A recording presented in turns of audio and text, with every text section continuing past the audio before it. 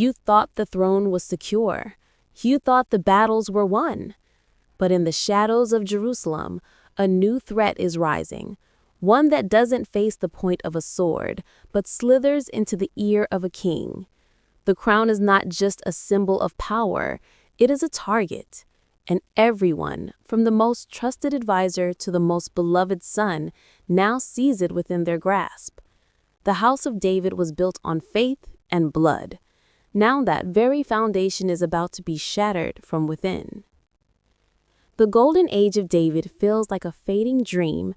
Jerusalem, the city of peace, is a city of whispers. The victory over external enemies has only turned the court's ambition inward. Nathan, the prophet, walks the halls with a heavy heart. His prayers, a silent plea against a coming storm he can feel in his bones. He sees the distance growing in David's eyes. A king weary from war, now facing a battle he never trained for, the battle for his own legacy. The administration of the kingdom, once a well-oiled machine, now groans under the weights of bureaucracy and petty rivalries. Joab, the commander of the army, sharpens his sword, but his true enemy is no longer the Philistine giant. It is the politician in the council chamber who threatens to deplete his funds and diminish his influence. He believes brute force solved the kingdom's problems, but this new enemy wears a robe, not armor. And in the quiet moments, Bathsheba watches it all, her sharp mind calculating every move, every alliance. She knows her son Solomon's path to the throne is anything but certain. She must be the architect of his future, navigating a web of conspiracy where a single misstep could mean their ruin.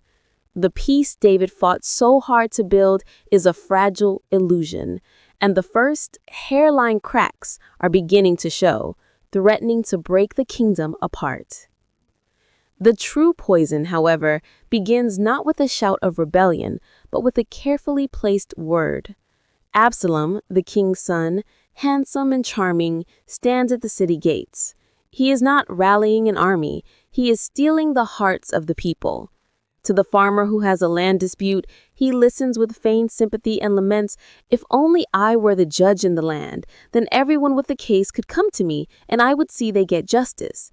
He offers a handshake, a smile, a false promise, and with each interaction, he chips away at the authority of his own father. He presents himself as the accessible prince, the man of the people, in stark contrast to the distant bureaucratic king trapped in his palace. This is a war of perception, and Absalom is a master. He built his army not with swords and shields, but with nods of agreement and seeds of discontent. He makes the people believe their king has forgotten them, that he is no longer the shepherd boy who understood their struggles. The loyalty David earned on the battlefield is being systematically dismantled at the gates of his own city. And the king, surrounded by yes-men and isolated by his own power, remains dangerously unaware of the tide turning against him. The tension in the palace becomes a physical presence, thick enough to choke on. David's most loyal supporters, like the gruff Benaiah, captain of the guard, can sense the shift in the air. They see the way courtiers now look to Absalom first, how his laughter rings louder in the courtyards. They bring their concerns to the king, but David, the man who once faced Goliath without fear, seems paralyzed. Is it the weariness of age, the grief over past sins, or the unthinkable horror of raising the hand against his own flesh and blood? His inaction is a fuel to Absalom's fire. The conspiracy grows from a whisper to a steady hum, moving from the shadows into the light. Trusted faces become unreadable masks. Alliances shift like desert sand. The question is no longer if a storm is coming, but when it will break. And when it does, the first blow will not be struck on a foreign battlefield, but in the very heart of David's own home, forcing every man and woman to choose a side in a war that will tear families and the nation in two.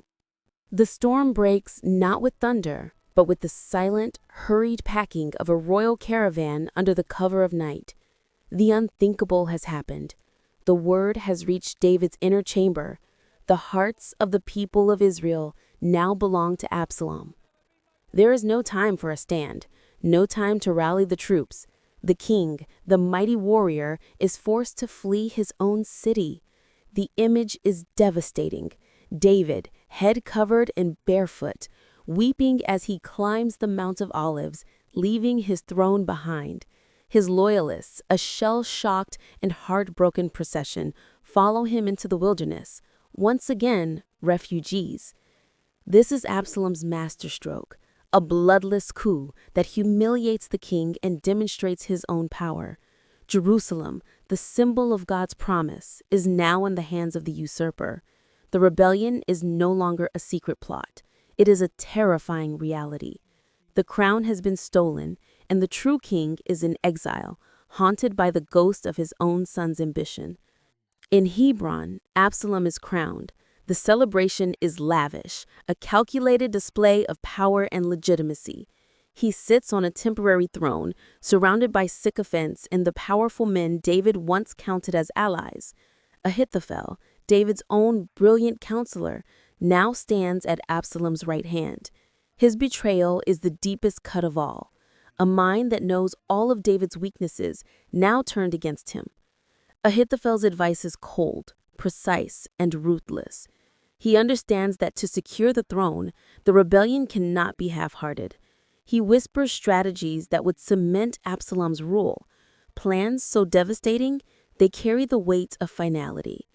The rebellion now has a brain and a body, and it is poised to crush the fleeing David. The kingdom is split, brother against brother, with the river Jordan as the new, bloody border. The house of David is not just cracking, it is actively being dismantled piece by piece by the very hands that were meant to build it up. But the wilderness has always been David's place of refining. As he stumbles through the dust, humbled and broken, the old fire begins to rekindle. This is not the end of his story. It is his darkest hour, the crucible that will forge the king he was always meant to be. He begins to send out orders, no longer as a paralyzed father, but as a seasoned commander. His network of spies, once used for foreign wars, now turns inward. He plants loyalists like Hushai the Archite back into Absalom's court with a single mission: to counter the deadly counsel of Ahithophel. The flight from Jerusalem is not just a retreat, it is a strategic repositioning. David is gathering his strength, his most hardened warriors who have fought with him since the caves of Adullam. He is moving to a place where he can make his stand. The king may be down, but he is not out. The shepherd, forced from his fold, is preparing to fight the wolf that took it.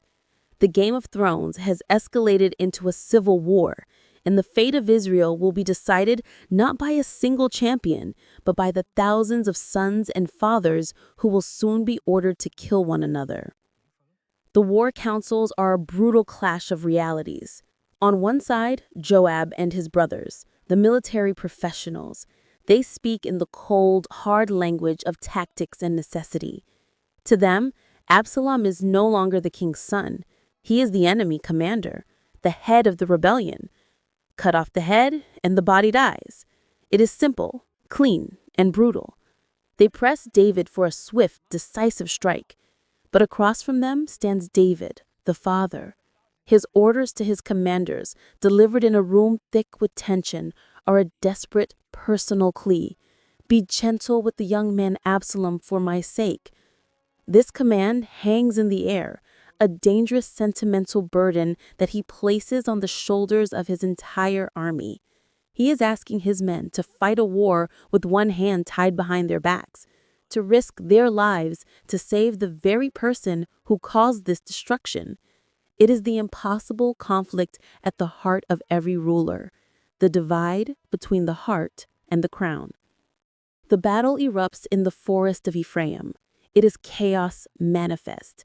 The terrain is confusing. The fighting is close quarters and savage. The scripture says, the forest claimed more lives that day than the sword itself. This is not a glorious cinematic battle. It is a muddy, bloody, terrifying slaughter where brother kills brother and the tangled undergrowth. The grand strategy falls apart in the face of primal fear and rage. And in the midst of this chaos, Absalom, the golden prince, meets his fate in the most undignified way. His famous, abundant hair, the symbol of his vanity, becomes tangled in the thick branches of a great oak. He is left hanging, helpless, a pretender caught by the very world he sought to rule. The symbol of his power becomes the instrument of his downfall. It is a moment of profound, almost mythical irony, a stark message about the price of unchecked ambition. When the news reaches David, he is not seated as a king in his command tent, but pacing like a caged animal, his soul torn in two. The runner arrives, breathless. The victory cry goes up among the soldiers. The rebellion is crushed. The Lord has delivered you from your enemies. But David's first question, the only question that matters to his heart, is the young man Absalom safe? The answer, a solemn, silent shake of the head, shatters him. The mighty King David, the slayer of tens of thousands, collapses. His cry of anguish echoes through the camp, drowning out the sounds of victory. "Oh, my son Absalom, my son Absalom, if only I had died instead of you. Oh, Absalom, my son, my son." This is not the voice of a king securing his throne. It is the raw, unbearable sound of a father's heart breaking. In this moment, he grieves not for the usurper, but for the boy he raised. The victory is ashes in their mouths. David's profound, public grief for the man who tried to kill them all creates a bitter rift between the king and his army. Joab, ever the pragmatist, confronts David with the fury born from a soldier's logic. He storms into the king's chamber, where David still weeps. "Today you have humiliated all your men," he snarls, his voice like grinding stone. He forces David to see the truth. By mourning the enemy, he has spat on the sacrifice of every soldier who bled for him. Joab's words are harsh, brutal, and absolutely necessary. He shocks the king back to his senses, back to his duty. A king cannot afford to be only a father.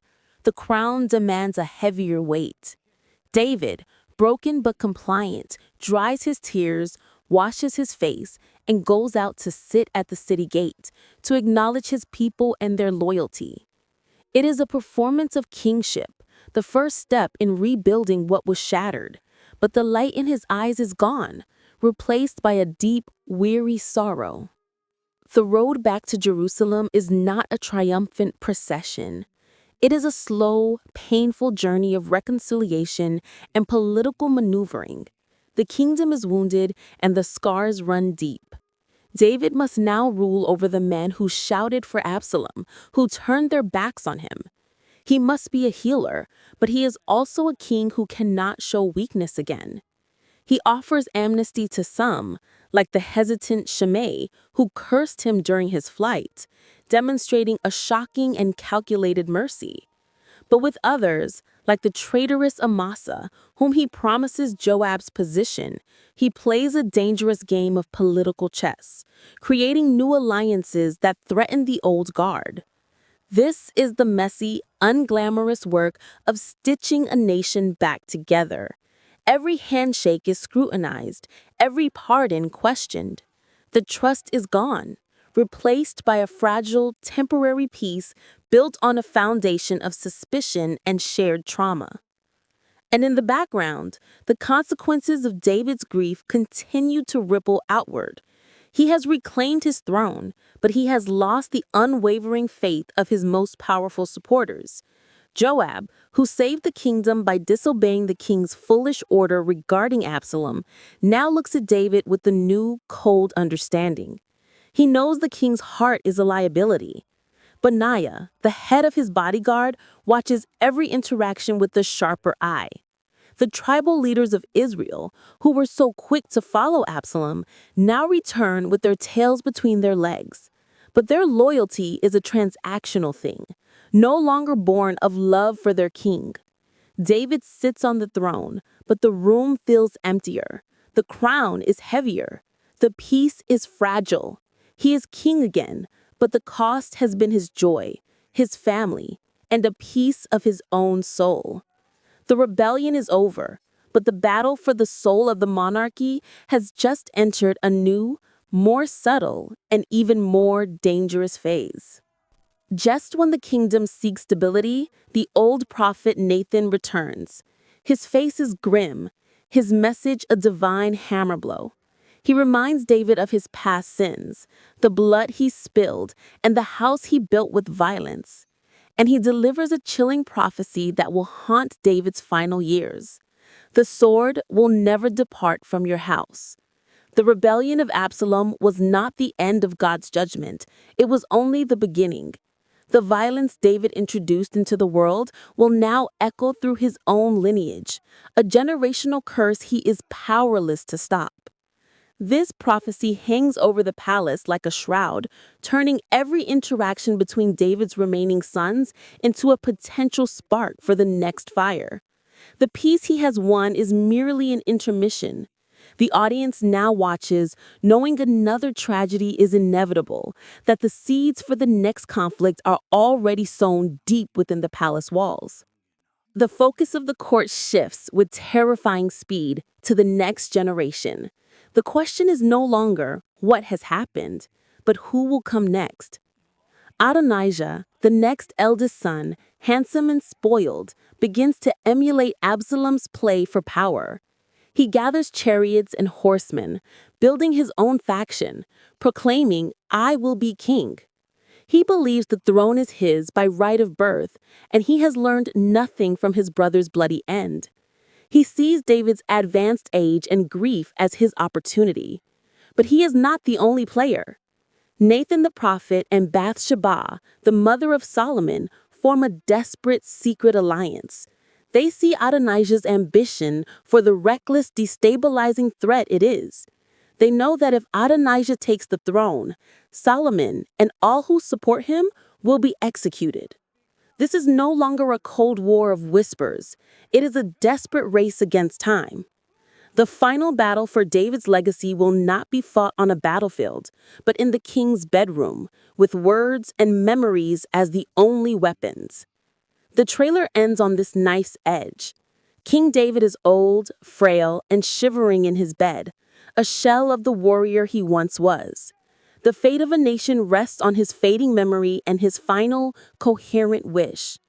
The two factions maneuver in the shadows, each preparing for the moment he takes his last breath. Adonijah holds a grand feast, declaring himself king just outside the city walls. Meanwhile, Nathan whispers to Bathsheba, "Have you not heard that Adonijah has become king without our Lord David's knowledge? Let me now advise you how you can save your own life and the life of your son Solomon." The music swells, a tense, ticking rhythm. The future of God's chosen people dangles by a thread. The final image is a close-up of Bathsheba's determined face, filled with the mother's fear and a queen's resolve, as she takes a deep breath and walks into the king's chamber to make one final desperate plea. The house of David will survive, but its future will be decided in these final, breathless moments. Who will the king remember? Who will he choose? The legacy of a legend is about to be written.